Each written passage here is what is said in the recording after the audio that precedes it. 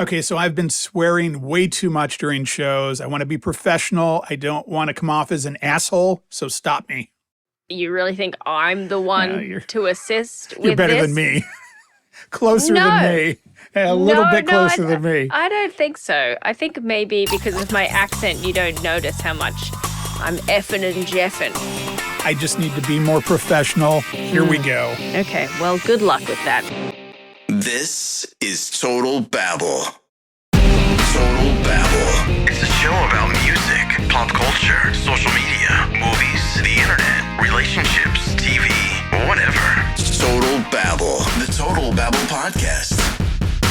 Hey, welcome to the show. Stu and Emily, and Mexico is lending aid to Texas during their terrible flooding and their devastation. So I guess Mexicans are okay now.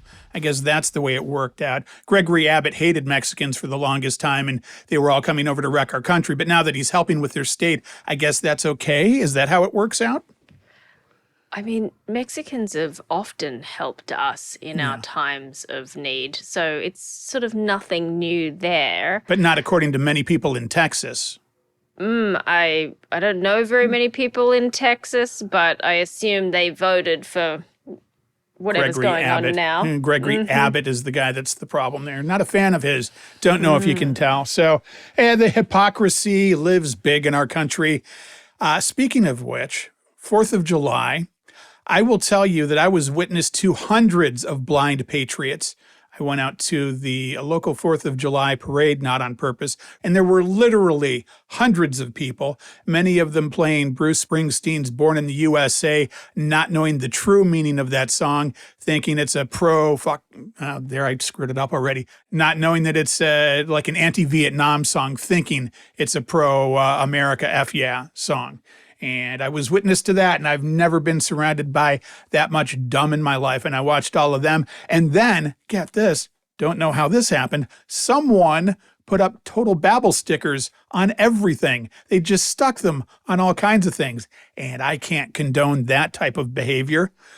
Then I came back, and I took to Nextdoor on the 4th of July. And it turns out that you're able to post pictures of dogs in the back of a pickup truck with red, white, and blue bandanas watching fireworks, an AI-generated thing. Somebody did that because dogs love fireworks.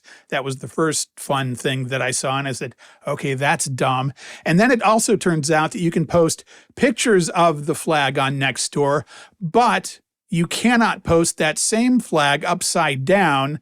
They take it down because they apparently have problems with the positioning of the flag. If you post the flag in a certain way on Nextdoor, they will take it down. That also seems kind of hypocritical to me, kind of strange. What do you think?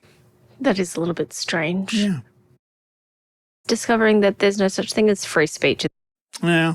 That is true. It is happening, and the argument can be made. It's privately owned, and they can do whatever they want to do Nextdoor. But, oh, yeah, they're owned by Zuckerberg, who sucks the ass of Trump all over the place. And I wonder if that plays into any of this, and I wonder if that's why you can post the flag in one way, but not in a different way. And there were a lot of people that were with me and upset, and a lot of people said that, well, if you post the flag upside down, it's not meant to be disrespectful. It's just meant to be showing distress for our country. And no, I was trying to be disrespectful. I was showing that our country is currently in a shameful state and in total disarray, and we should be ashamed of ourselves.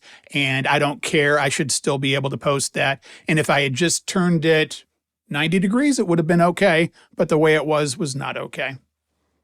It's a lot happening on Nextdoor, on neighborhood. Yeah, you said I'm a spark plug. I start stuff. So veterans were getting upset, saying that they fought for our country's flag. And then I immediately thought of this Bill Hicks bit from the past where he was talking about flag burning when it came up a couple decades ago. Hey, buddy, let me tell you something. My daddy died for that flag. Really? Wow, I bought mine. Yeah, they sell them, at Kmart and shit. Yeah. Yeah, he died in the Korean War for that flag. Oh, what a coincidence. Mine was made in Korea. Wow, the world is that big. No one, and I repeat, no one has ever died for a flag. A flag is a piece of cloth. They might have died for freedom, which, by the way, is the freedom also to burn the fucking flag. Say, burning the flag doesn't make freedom goes away. It's kind of like freedom. I wish that guy was still alive. Brilliant comedian from the 80s, 90s, Bill Hicks. You can look him up. And this is the political part of the show that I'll get out of the way. And I'll again say that if you are supporting what's going on, if you are supporting the flag in the current state, you should be ashamed. You're supporting fascism and greed.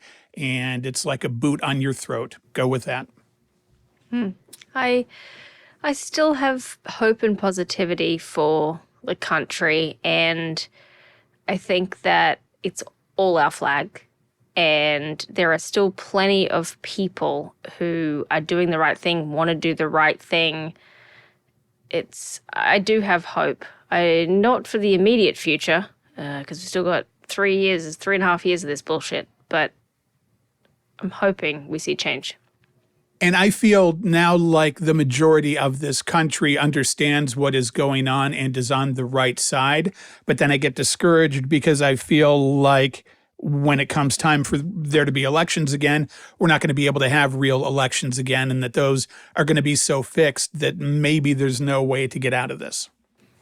Potentially. Only time will tell.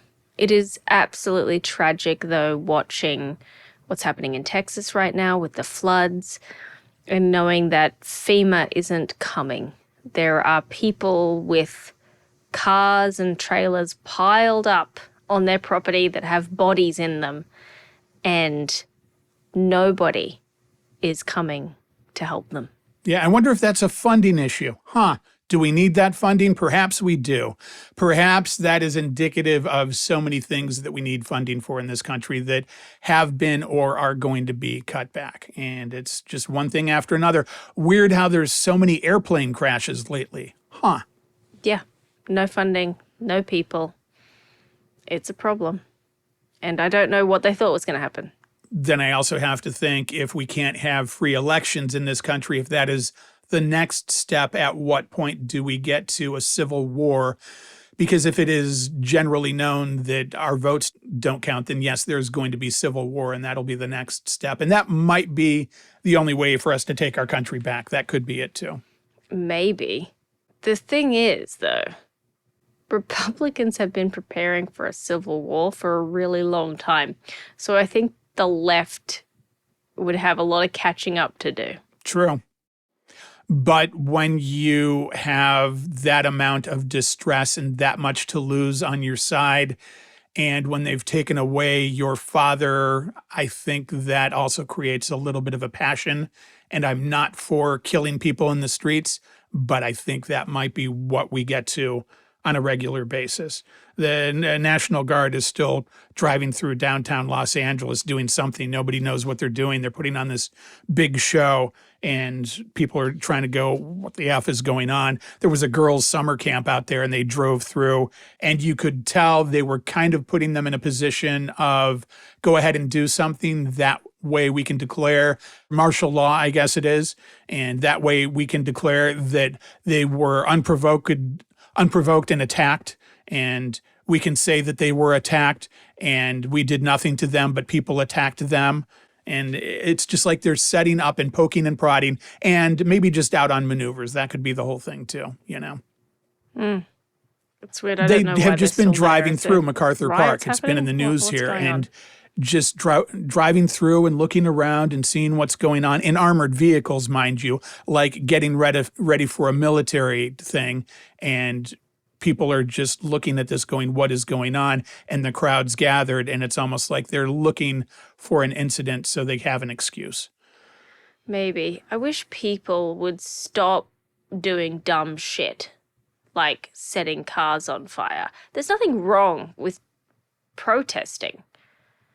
It's the idiots that start setting stuff on fire, throwing bricks, you know, all of that kind of stuff. And then it just proves them right. It proves know? them right, but at the same time, if you have resolved in your head that there's going to be a civil war, and I don't want to say that because I don't want it to be like I'm encouraging it, but I feel like, yeah, some of those people are just being assholes, and some of those people are upset because dad's been taken away and we don't know if we're ever going to see him again. Yeah, I don't think burning cars that don't belong to the government I agree. is going to fix that, I agree. though. It's just so weird. Or looting a Target or fighting with, children. I don't know. It's just so weird. Yeah. I agree. Random destruction is crap and doesn't help anything, but I also understand that people are starting to get pissed off, which is what they want, to your point. So it all just circles back around, and I don't know the answer. Yeah, I don't know the answer either. It's not that bad down here at the moment. Yeah, I was going to ask you how your 4th was. Much happier? Yeah, it was great. We had a really awesome time. We love getting to spend time with our friends. Actually, one of my best friends is moving away to Chicago tomorrow. And so we hosted a lunch and I cooked so much food. It was amazing. And then we blew shit up at nighttime. All of the kids got together and set off a whole bunch of fireworks in the driveway.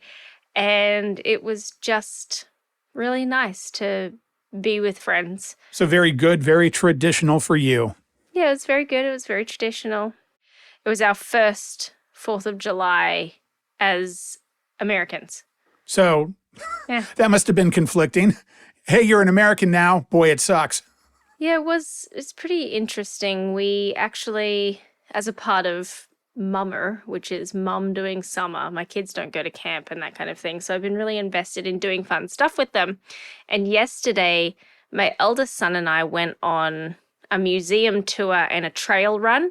So we actually went out to a historic Civil War battleground.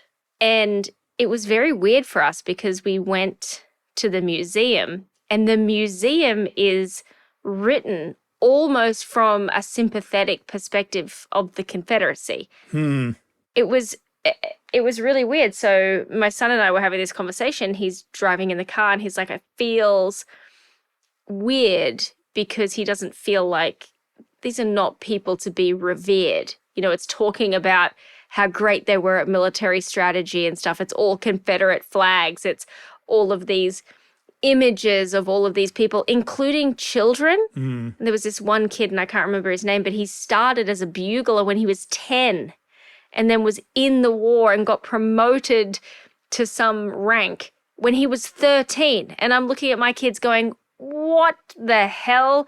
And the whole time we're just going, could you imagine fighting here at that time? And there was thousands and thousands and thousands of soldiers that died in this particular location. So it was a really surreal experience, a very, I don't know, interesting to learn about, but also left going, ooh, about the whole situation. Yeah, that sounds very strange. And I guess you would have to think about it back then. Kids were involved in the war because it was needed and also because people probably died that much younger back then because they didn't have good health care. And it's like, well, get them out there and working while we can was probably the attitude. And they're just kids. Yeah, it's a bit scary just to think about it. But the views were really nice. So we went all the way up. And every time we thought that we're going to get to the top, it wasn't the top. It was just like a flattened out bit. And we were so exhausted. And we just kept going, oh, it's just there. We're nearly there. We're nearly there. Nah. We're nearly there. Nah. We're nearly there. Oh, I tried out every chair on the way up there. It was one of the hardest hikes I've done in a long time. And then we were so excited to get back, we ran down. And it was terrible and dangerous and quite funny because it's all rocks and leaf litter and the gradient was incredibly steep. And so we're running like little spider monkeys. Like, it was pretty funny. Well, good for you. You had that with your kids, and we'll just move on with the rest of the fun stuff that happened this week. I'll ask you if you know what is better than Jason Momoa in a mosh pit. Yeah. Jason Momoa in my bedroom. Oh, look at that. She doesn't do that often. I'm Jason just joking. Momoa. I was just like, what's a good bit for this? I'd be horrified, there you go. by the way, if I I walked think out of you'd the be into shower him. and Jason Momoa was in, my bedroom. Because as we know, that's the cleaner's job. I was going to say, you'd say to him, you'll be my cleaning lady now. Usually I'm only flashing the cleaner. But yeah, no, please do tell me what is better than Jason Momoa. Jason Momoa was at Black Sabbath show. They did their Back to the Beginning show this weekend. It was like the final time that Black Sabbath will ever be together and Ozzy will ever perform. And it was a big all-star lineup, lots of huge bands paying tribute. And Jason Momoa was actually the host. I guess he's a big fan of all these bands. And he kind of went nuts. And here's a brief news report on it. During Pantera's absolutely crushing set, Jason Momoa dove head first into the mosh pit. We're talking about this guy fully in the pit having the time of his life. Now, eyewitnesses are saying he was there for Pantera's entire performance of Hostile. He was seen hugging fans, taking selfies, and just really losing himself in the moment. Here is that moment with the great Jason Momoa having the time of his life at this historic event. So he's out in the crowd, and there's video of him in the crowd, and he takes his phone and goes back to the stage and gives the people on stage his phones, and he's just jumping in the crowd and walking through the crowd and high-fiving everybody, and then he just eventually gets to this giant mosh pit and is running around slam dancing with everybody as Jason Momoa, and I just think that's cool, and I've always thought, hey, he seems like a good guy, and now it is verified he is a good guy. Oh, that sounds like a lot of fun. Total Babble stamp of approval to you, Jason Momoa. Bing. There, I just stamped a thing. Quack. I actually looked for a sound effect, but didn't find a stamp that I was happy with. So I figured it would be more fun just to say Total Babble stamp of approval. You said TV recently that you have The Bear going on. You're watching The Bear. Is that still true? Finished it? Yes. Watched it. All right. I am on season 2, kind of rewatching it, catching up. I heard one of the seasons, maybe 3, is really dark and not that good. Would you concur? I thought it was all good. Okay. You can tell when people start to guest direct, and there's a lack of continuity between the style and the direction of the episodes. But I really love the complexity of the characters and things that are going on. I do think season 3 was a little bit more avant-garde than the other seasons. And you'll see what I mean. Okay. It's a lot of episodes left me wanting. But I really liked season 4. It was great. Right. Well, I'll get there, and I'm liking 1 and 2 so far. And if you had to choose the best person on the show, who do you think it is? Because I have an opinion into season 2. Okay. You have to choose. There's a gun to your head. If you don't make a decision, you're going to get killed. From specifically, do you want someone from within the restaurant or just any character? Person that does the best acting job on the show that you just watch and go, holy crap, that person is good. Sydney, whoever plays Sydney. Yep. Iowa Debris. Iowa Yeah, Debris is an unbelievable actress. Hands down. Yeah, she's the best actress. You watch her and you just go, oh my God, she is that person. And that person is so likable and still has issues and so many flaws, but I like her so much. And she's great. She's fantastic. And she also directs a number of the episodes. Is she in some of the screwed up ones directing?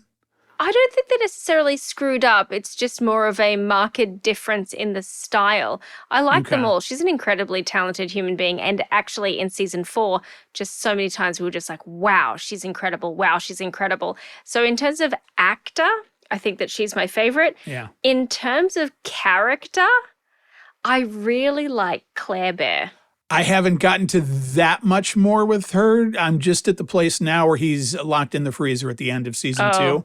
So there's more coming up with her, I'm sure. I find her very attractive. Yeah, I think she's just a really sweet, beautiful character. I like the complexity of the character, and the way they write her is great. And so I've liked her in season 4. There are a lot of cameos. I'm not going to give it away, but season 4, it's obvious that a whole bunch of people who are super famous, who love the show, have gone, I want to be in this show. One of the best pieces of television I've ever seen was that one, I think it was season 2 or at the end of season 1, the Christmas episode with Jamie Lee Curtis and all of those people at dinner, 7 fishes or whatever it yes. is. Holy crap. That was intense and well written and just like, wow, that is award-winning stuff right there. Yeah, absolutely. It's a very intense show. I find myself really having authentic feelings about stuff. You know, my heart starts racing. I get really stressed out about stuff, what's happening. It's a great show. I'm glad you're watching it. And really, the other reason I brought this up, because I wanted to ask you, I might be this many days dumb when it comes to the bear. Do you know why they call it the bear? Because I didn't pick up on this first time around. I'm kind of rewatching some. Why do they call it the bear? There's an obvious answer, but... So I believe, and I might be wrong about this, but it's the family name. Okay, good. Yeah, I am this many days dumb. Yeah, I just picked up on that 2 seasons in almost. Brazzato is their name. Brazzato is their name, but they refer to themselves as the Bears. Right. But Bearzanos, so then the Bears. Yeah. Can't get much past me. I'll tell you that. It's, just got almost to the end of season 2. I'm like, hey, wait a minute. I bet they're doing that because Brazzato. Exactly. Yeah. So do you have any traveling coming up? Anything for the summer? I think you said going to a farm or something next week. Are you going to be getting in an airplane for that? No. Trying to cut down on air travel. Okay. You might be surprised to know. Good idea. This will be the first time in 7 years that we have not gone to the beach in summer. It's prohibitively expensive, and 2, it's such a long way away. And by the time you get there, it's just biblically hot and just an expense. So we are going to do a farm stay at a farm that it's a multi-generational farm. It's been in their family for 150 years. They do all organic regenerative farming. And the boys are doing a 3-day junior farmer summer camp. This sounds like a great way to get people to come to your farm and do all the work for you. Yeah. It's like, oh, somebody's got to milk the cows. And, oh, by the way, you got $500 because that is the cost to Airbnb here. And, you guys get to work. We'll be over here. Yeah, it's a really great little program. It's designed for little kids, so it's not super intense. You know, on the first day, they learn about composting. They're going to, they farm rabbits. Pull them out of the ground? They sell them for meat. So they, go to the rabbit enclosures and get to play with the rabbits, feed the rabbits, all that kind of stuff. Okay. And on the second day, they're going to move some cattle and some goats. Do they have to put on a sheepdog outfit for that? No, I think they ride motorbikes. Ah, okay. Because I thought maybe they put on a sheepdog outfit and run around and scare the cows. And scare the cows. Yeah. They've got chickens. They do some cooking classes where they learn to do stuff with that sort of thing. And then on the third day, they ride horses and do a bunch of other stuff. Those will be good skills to learn for when the world ends and you guys can move out to a farm in Iowa or something and you'll be set because they will have learned those skills. And I'll be here dying in the streets. That'll be the final outcome. We're about to plant some watermelon and some pumpkins. Yeah. We're doing gardening and whatnot, but that's what we're going to do. And we're going to go and swim in some lakes and some creeks and just have a little bit of something different. Well, that's interesting to know and good for you. And we're going to be off next week because of that. We usually take a week or 2 off during the summer. We're going to take a week off next week.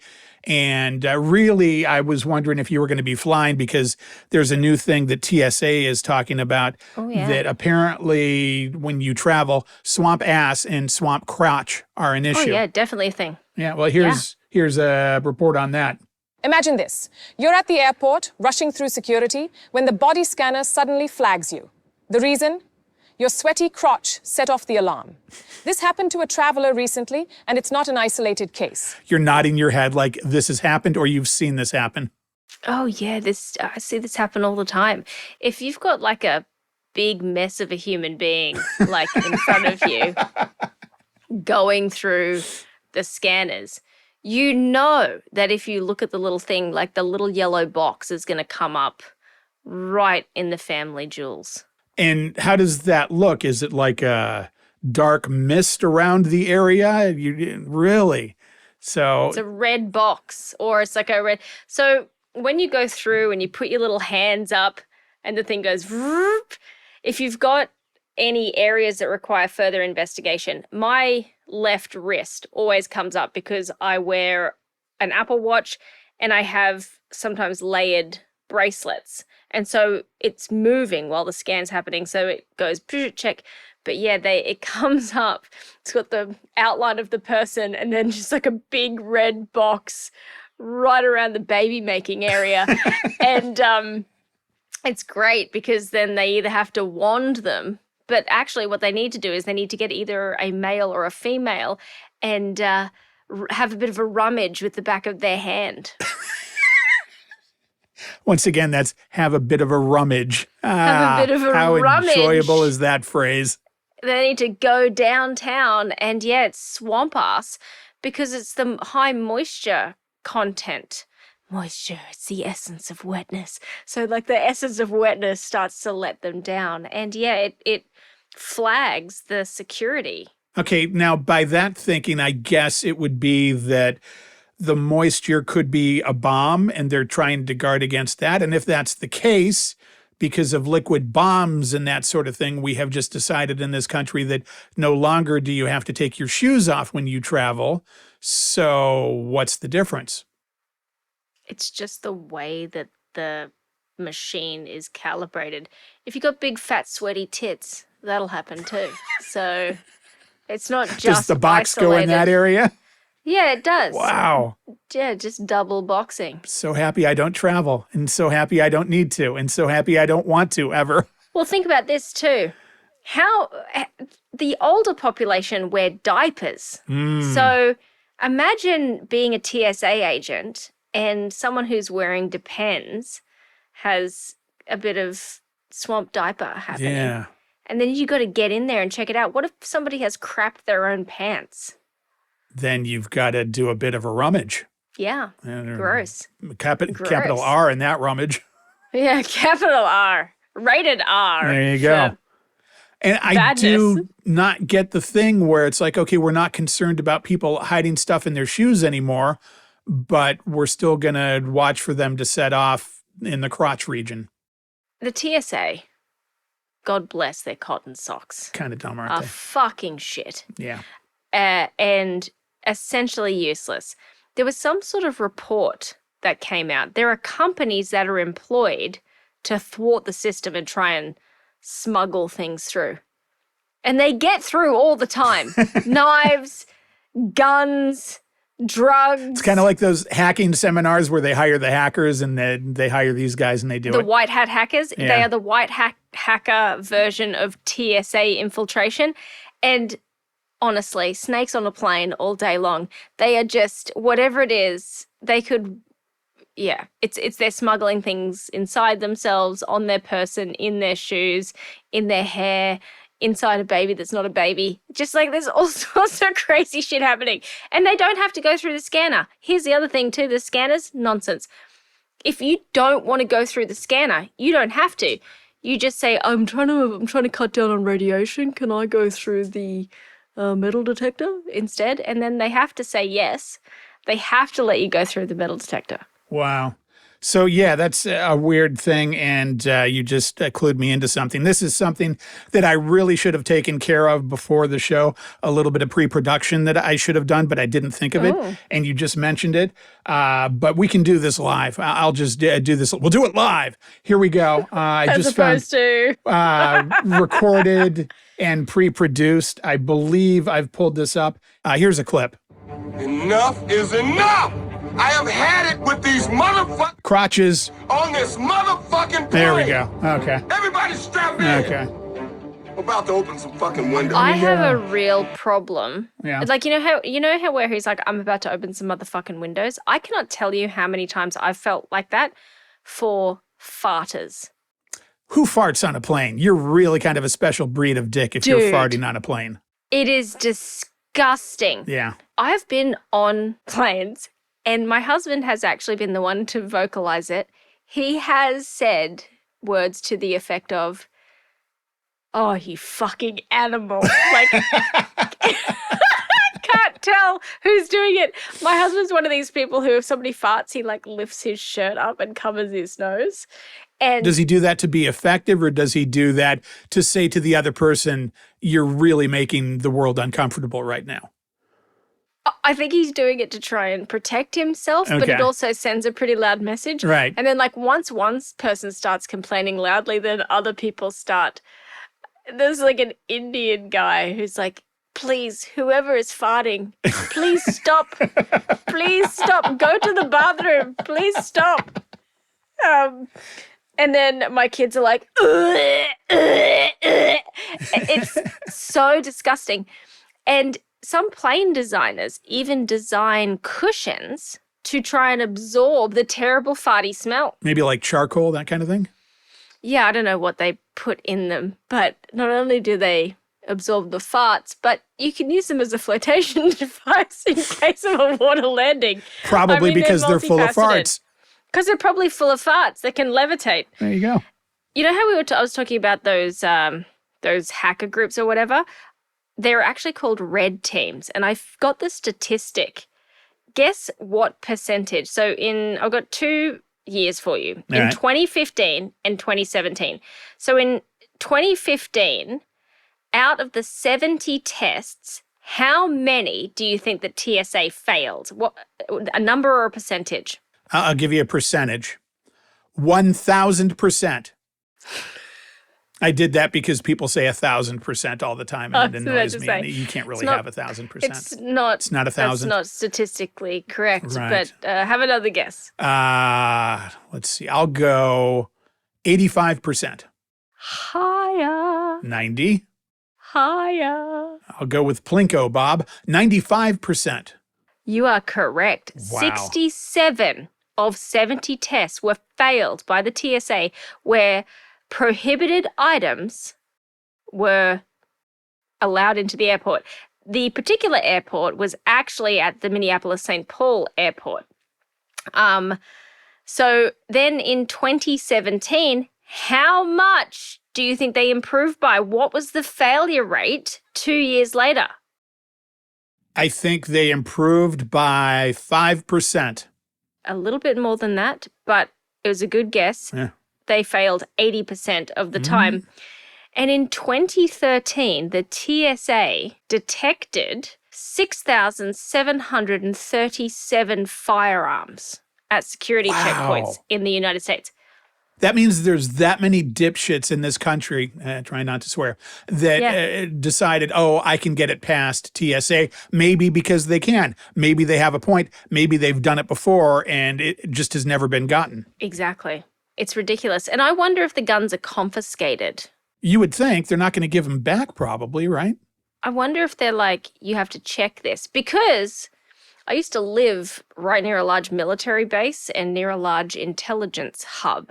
And so it was not uncommon to see people with firearm cases where they check it. You can check a firearm on a plane as long as you put it underneath And then, in this country. and then in the action movie, you go down there because there's a hostage situation and you've got to deal with it. So you sneak down to get your gun and then you lay some ass down. Boom. Yeah, then you pierce the hull and create a rapid depressurization and kill everyone on board. There you go. Yeah. Throw open that emergency door Science. and yell, we're going down. Everybody strap in. Yeah. Open some windows to let the on farts this out. motherfucker. Yeah, there we go. All right. I think there's like a minute more I wanted to get out of this. Let's see what else happens.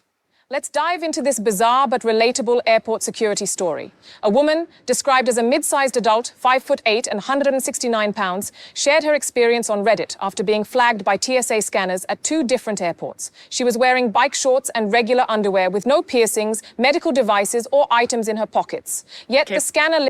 Yeah. This is really important. All right. What the fuck is she wearing? You don't wear bike shorts on a plane. This is like wearing a swimsuit when you can't see water. It's essentially underwear at that point. If you're in a bathing suit and you cannot see the body of water within which you are going to put yourself, that is underwear.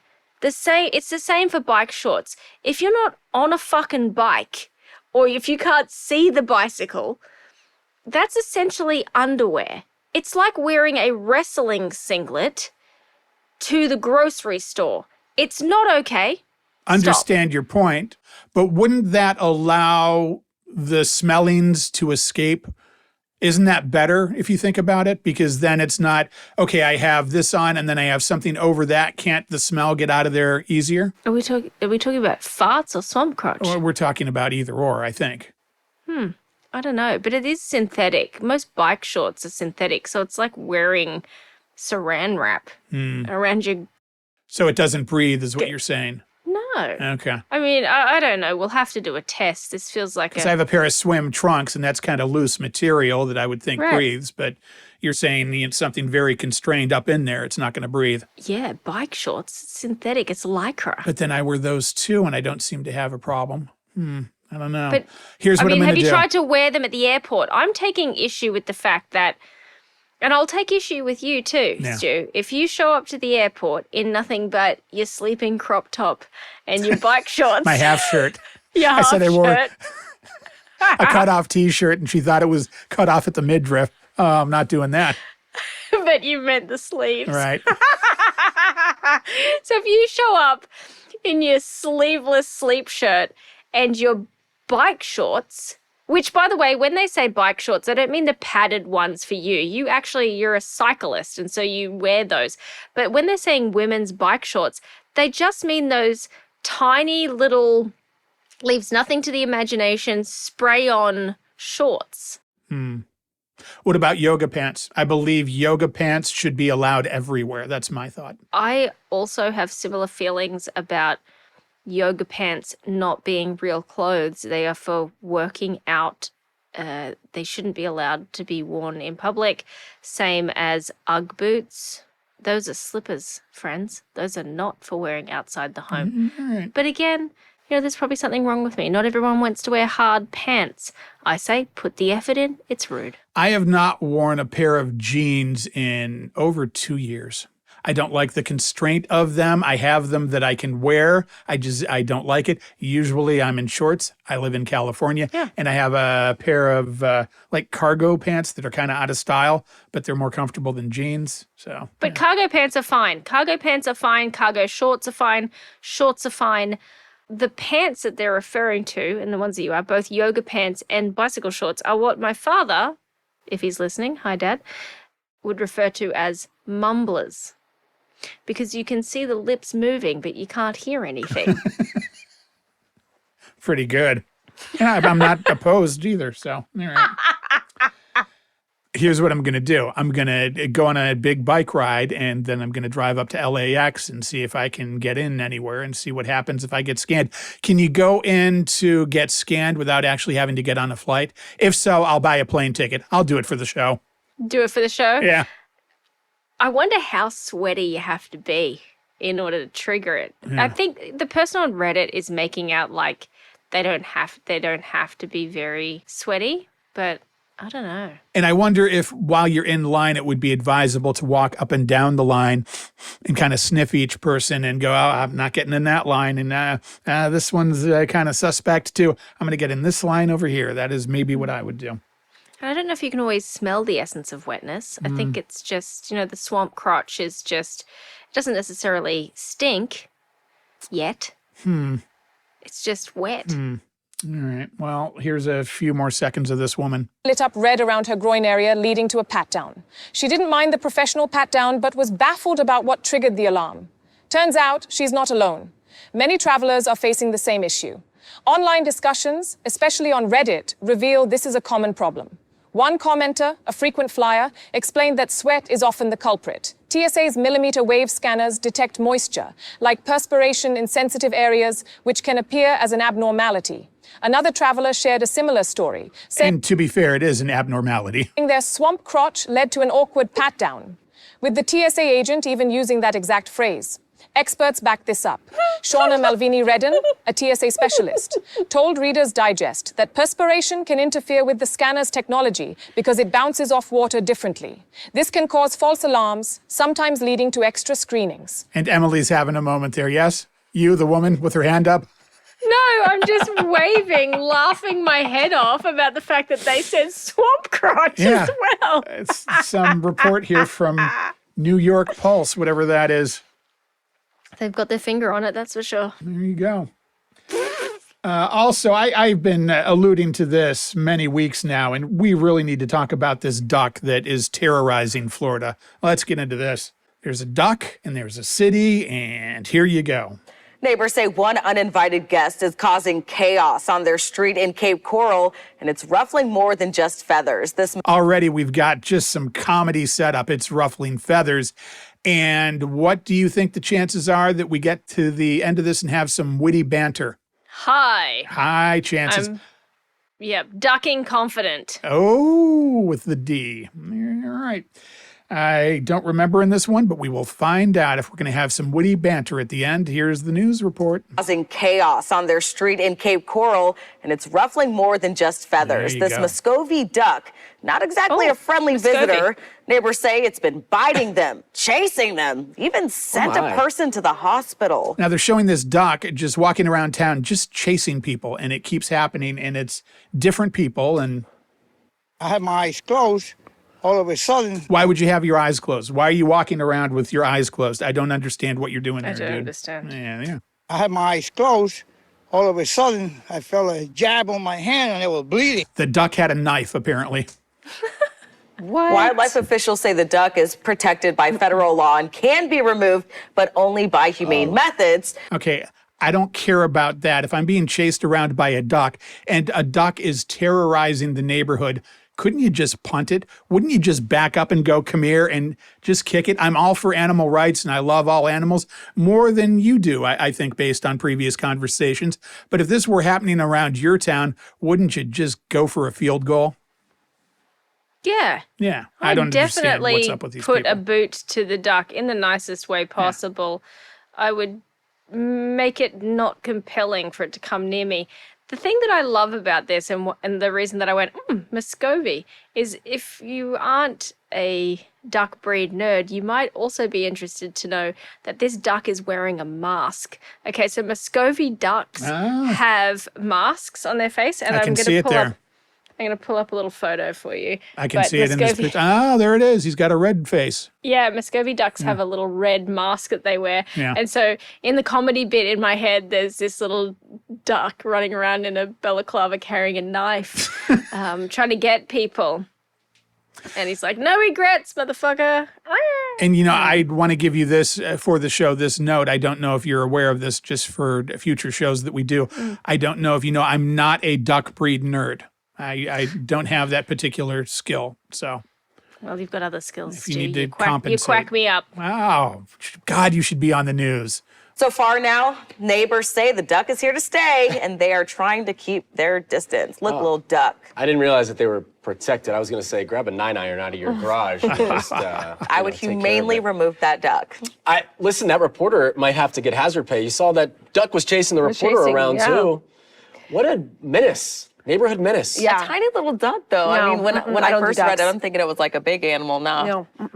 Ducks can be pretty nasty. Yeah. I speak from experience. Nasty. What happened to her? 6, and I was throwing breadcrumbs. Now you're... And I accidentally threw it into the wind. Oh, gosh. And the breadcrumbs got stuck in my 90s jumper. Oh, so she got... And the duck saw it. Got caught in my curly hair and Wow.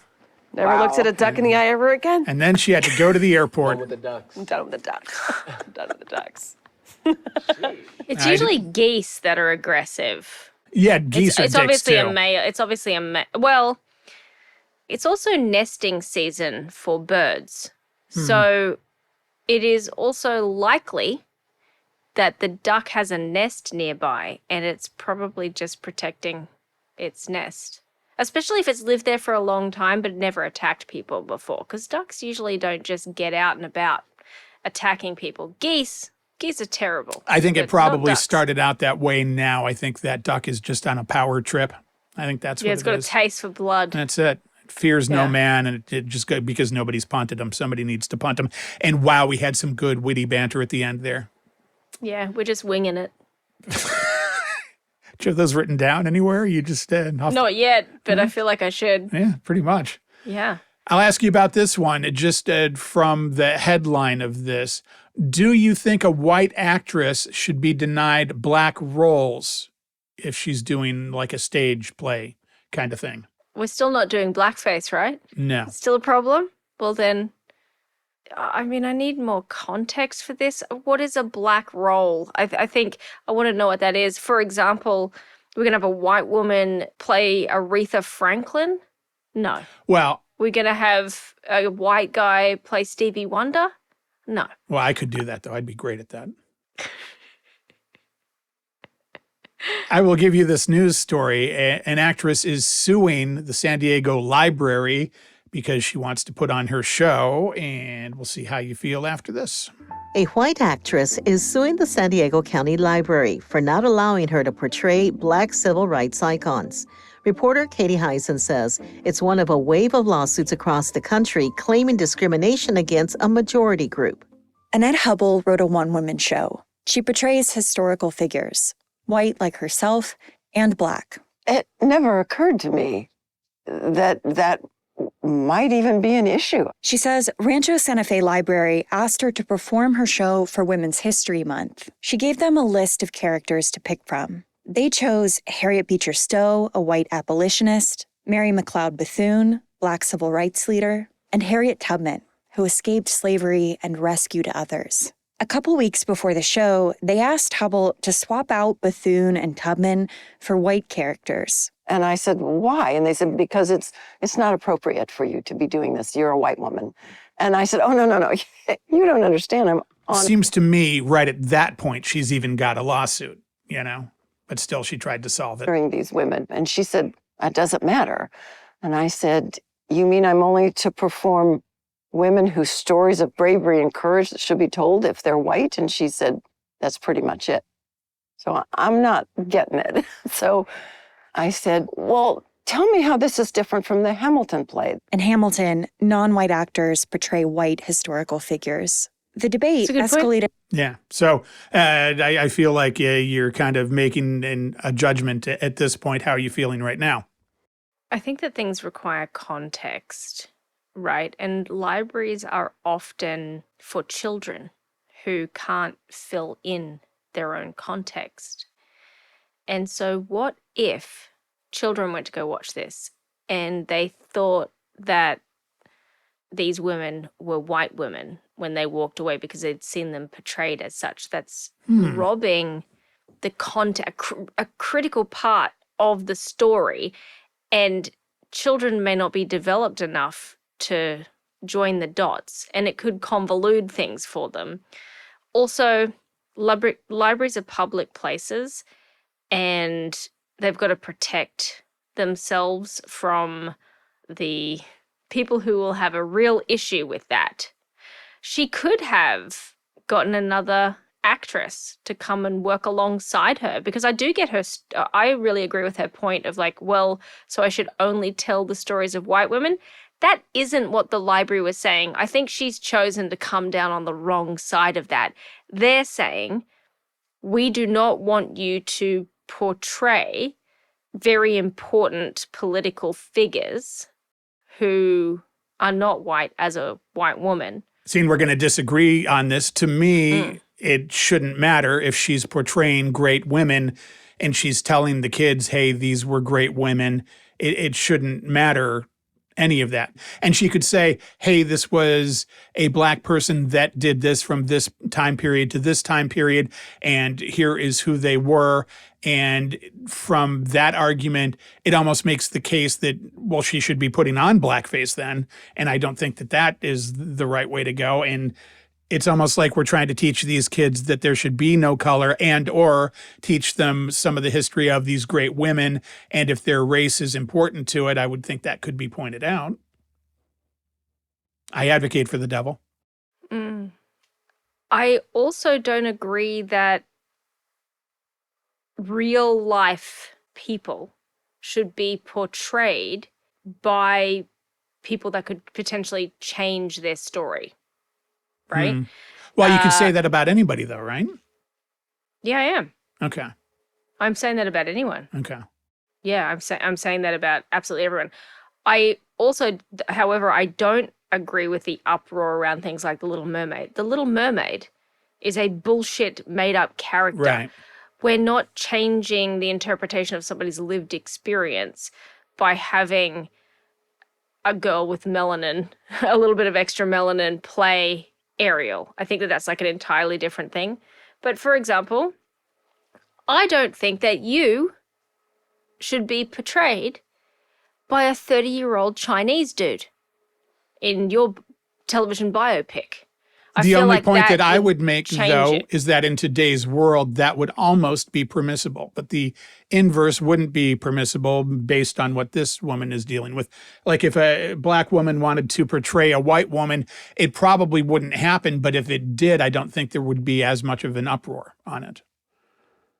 It's almost to me You don't like think so? somebody starting a Mexican restaurant and somebody saying, you can't start this restaurant because you're not Mexican. Well, okay, I'm doing my own thing and this is my craft. And in this case, she's trying to further and promote great women in history. So what's the difference? I feel like there is it's like who was it? Is it Denzel Washington? He made a really interesting point about in acting why it's so important to have Black people tell Black stories. And a lot of it, I think the quote that he had was things like, getting ready for church and stuff, what the smell of a hot comb is and stuff. You have that context, you know what it is, you can embody that. Obviously within the context of the movie that he was talking about. You can't do that with people who haven't experienced it. Schindler's List is another important piece around, the director, Spielberg. Right. And it would hit different. It would be portrayed differently. It would hit different if it was told by somebody who didn't have that lived context. Maybe I'm wrong. Anyway, it's just my personal opinion around that sort of thing. And I think it's so unlikely. I don't know many Black women who would ever do that because they're sensitive to that kind of thing. It seems like more of a thing that a white woman would be like, this isn't a problem. I'm just going to do that. Like they wouldn't see the nuance Right. of it potentially. But I think if it did, they would be listened to more. And ultimately, I just feel like we're all people. And I'm looking at it that way. Like we're all people. And she's wanting to tell a story of women that she admires and young kids should admire. And I got about another minute and a half or so of this that kind of wraps it up. To the library's diversity and inclusion team. They affirmed the decision, but Hubble refused to swap out the characters. So the library canceled her performance. The library said it won't comment on pending legal matters. Hubble doesn't use makeup for her characters. I think if people thought I was doing blackface or a parody of these people, then that might be a cause for an objection. But all they have to do is read my stories and they would see how deeply I respect and honor and admire these people. The San Diego Union Tribune published an opinion piece by a former San Diego city attorney supporting her. And a lawyer from the Pacific Legal Foundation read it. And they called me and said, this is horrific. We need to do something about this. Hubble says he convinced her to sue. If these women that I portray fought against such injustice and such egregious wrongdoings in their lives, who am I to stop at fighting this? Pacific Legal Foundation says it fights for individual liberties. It's filed suits against implicit bias training, race quotas for licensing boards, and programs meant to close racial opportunity gaps. So there's that. And that was PBS, in case you can't tell, with the really good audio that they have. So just an interesting topic of conversation that I thought was good to bring up, because in my mind, we ought to be furthering that is positive and eventually getting down to a place where we don't even recognize race, just including everybody and saying, yeah, that's a good person or that's a crap person. And that's where we should be at with it. It would be great if that was where we were at. But if we ignore people's the color of people's skin, then we ignore their full story, right? I think that's true for recent history, but I think down the line, it would be great if we got to a place where that's not even remembered because it doesn't need to be remembered because everybody is truly equal. Is that being explained well? Does that make sense? Like, I know what it you just mean. doesn't I mean, matter. that's the goal. Like, that would be great if people didn't still face bias because of the color of their skin. Right. But, so for example, yesterday when we were going around and looking at these different bits and pieces, you can't tell history without talking about the racism and why things were the way that they were. And so it's really interesting. They're trying to, so some parts of the country are trying to change history or the way that they tell history. And actually, my son and I were talking about this again yesterday. Christopher Columbus is a really good example of that. When you're little and you're in elementary school, they talk about how Christopher Columbus discovered all these things. He's so great, yada, yada, yada. And then when you get to middle school, you realize that he was a pretty terrible human being. Genocide, spreading smallpox, the raping, all of that kind of stuff. And it's really interesting the way that we're teaching history to people. And that's why it's no longer Columbus Day, and that's been changed. And when that first happened, there was an uproar, but I kind of get it now. Well, they changed it back. Oh, did they? Oh, there's a Trump thing I Yes. haven't heard about. Oh, Yeah, good going. exactly. Right. And so, we feel like we're moving towards a certain direction, and then we're moving back. And if we I'm going to say whitewash, but I don't mean that. I mean like sanitize history. If we sanitize history, we lose the lessons. But, we want to tell history so that we learn from our mistakes so that we can be better. But if we're not telling the right stories, if we're banning books, like, okay, here's an example, To Kill a Mockingbird because the N-word is in it, then we are robbing our children of the context and the opportunity to look back on history and go, oh, God, no, thank you. Gosh, it's so much better now. You run around with a whole bunch of people who are like, oh, racism doesn't exist anymore because their life's experience has been so sanitized. They're like, oh, it doesn't impact on me, so it mustn't exist anymore. And then in other parts of the world, you've still got people, well, not even in other parts of the world, in this country, like what's happening with ICE. Just the application of policy is inherently fucking racist. Yeah. It's crazy. Anyway, rant over. Well, Thank you for coming to my TED Talk.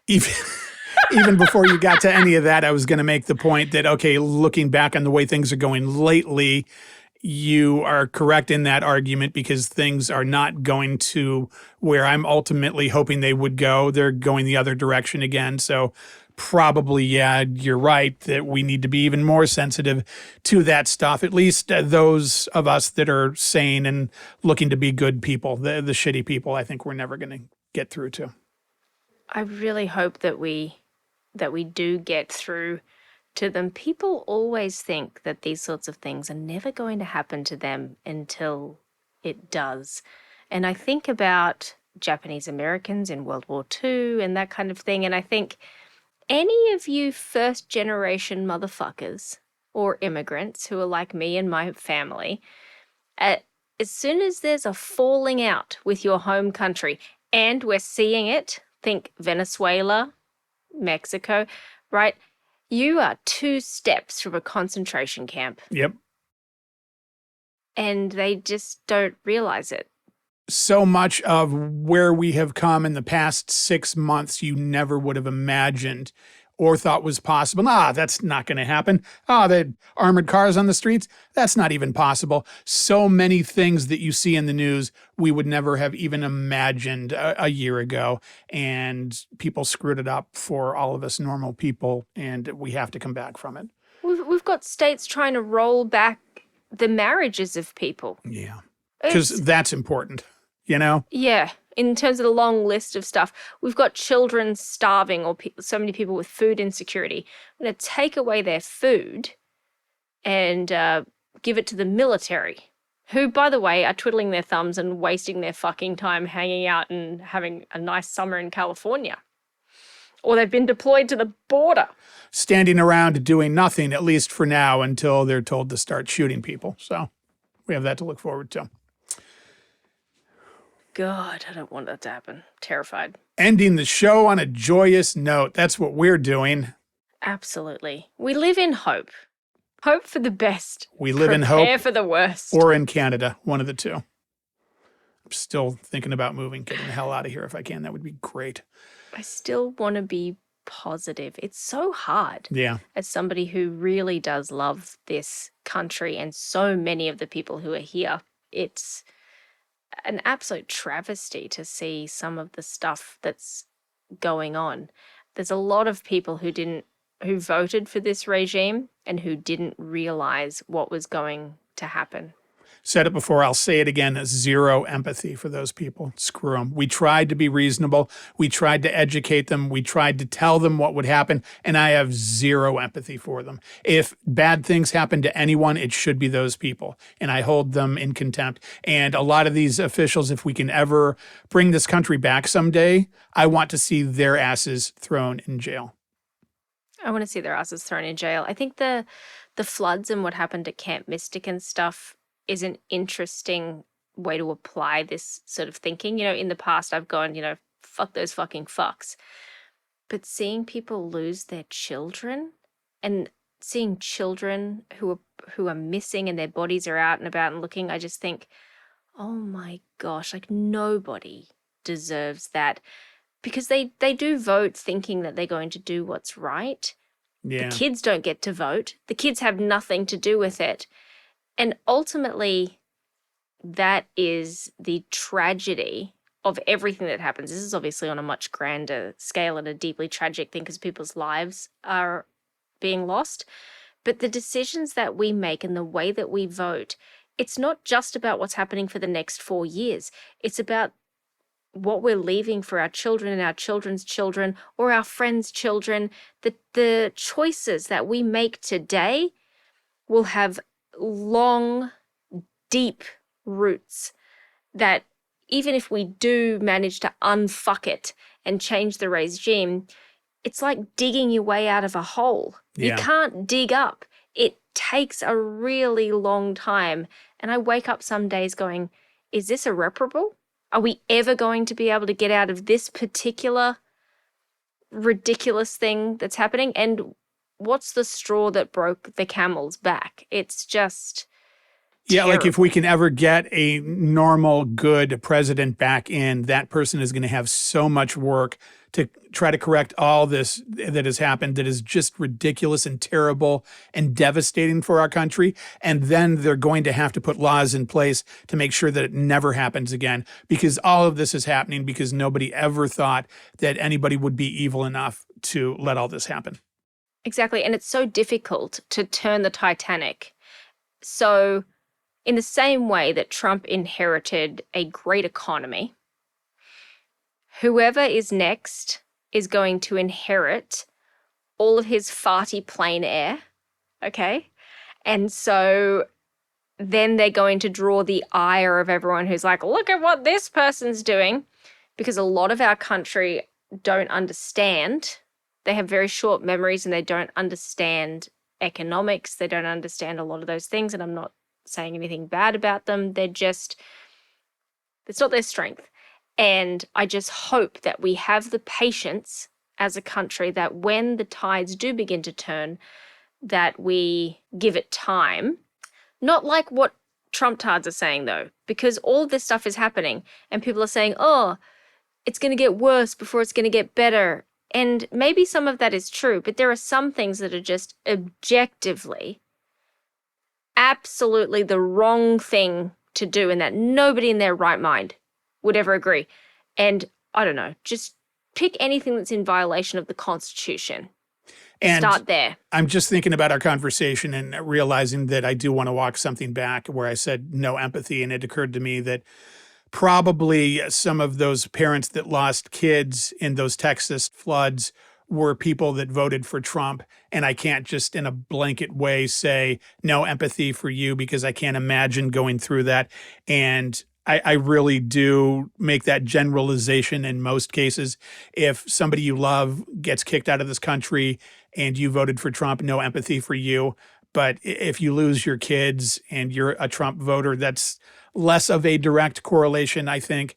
And I'm able to give the empathy to those people because God knows they have to be concerned about what I think. So, but yeah, I know that I think that's a really great thing for you to say. And I 100% know that's what's in your heart. It's a really sobering thing. And I hope that the country can come together no matter what people's political leanings are when we have tragedies like this, because it happens every year to a different degree in a different place. It's the floods now in Texas, and soon, even now, it'll be the fires in California. There are floods happening in other parts of the country. Mother Nature bats last. Yeah. And I'm just hoping that people don't over-politicize some of this stuff. We've become so divided, right? What if there are people out there who are making decisions around, I don't want to go and help them because they're Democrats. I don't want to go help them because they're Republicans. It's just so inhumane. Like, where's our humanity gone?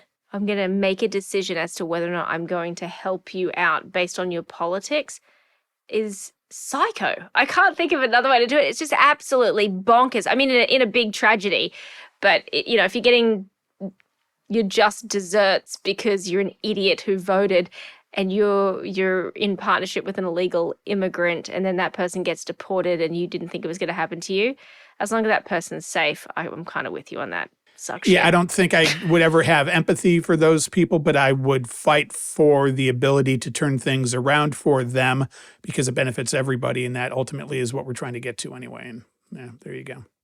Yeah. You're typing something. I am.